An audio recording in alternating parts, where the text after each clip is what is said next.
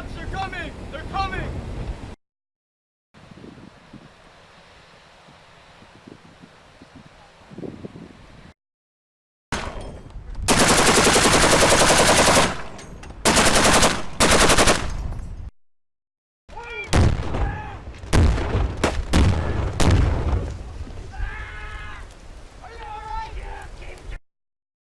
Cut from this image. Look.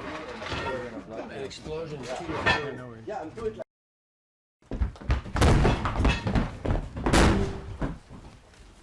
It's a really interesting battle because it has like a lot of like kind of things going for it. The Americans were the underdog. They were not as ready for war than the Japanese were. And then this was like kind of quite a fast turnaround. A lot of luck, a lot of bravery, and and it was like just this kind of thing where they were fighting for freedom, which we then sometimes forget.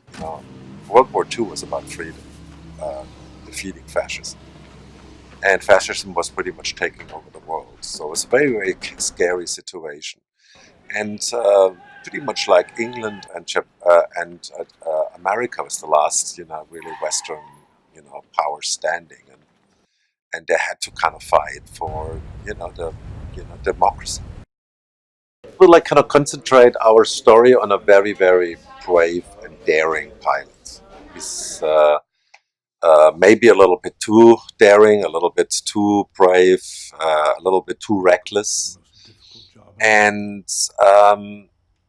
he has this wife at home and a little girl, which shows a very soft side of him. And I think they both want him to become a squadron leader, and they both want him to be, but he learns like during the movie that it's not only about bravery and being, gung ho. It's about leading men.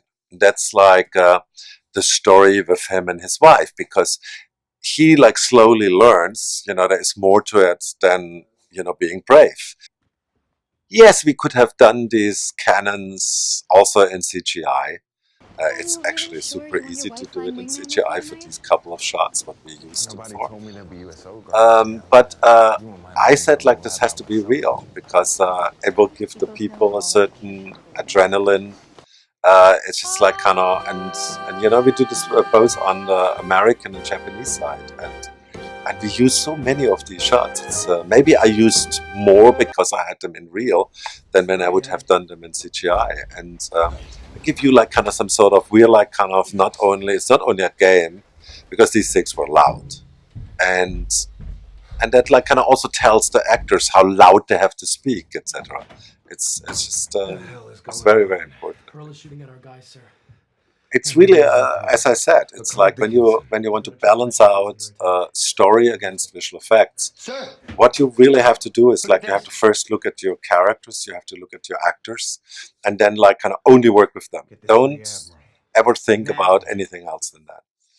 And then when you like kind of in the editing room, you can breathe freely. Then you like start like kind of looking at the visual effects, because then it's like kind of it's just I always do it like that. And don't forget what you have beforehand. You have like something like called previous civilization.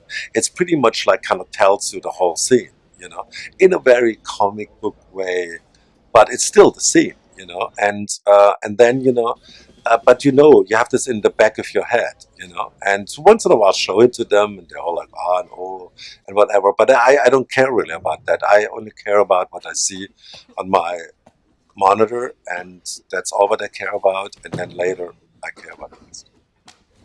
Midway is one of the biggest, war movies came around in a long time. It's of massive scale. But it also like kind of has very, very small personal stories in it, which I think will touch people's heart.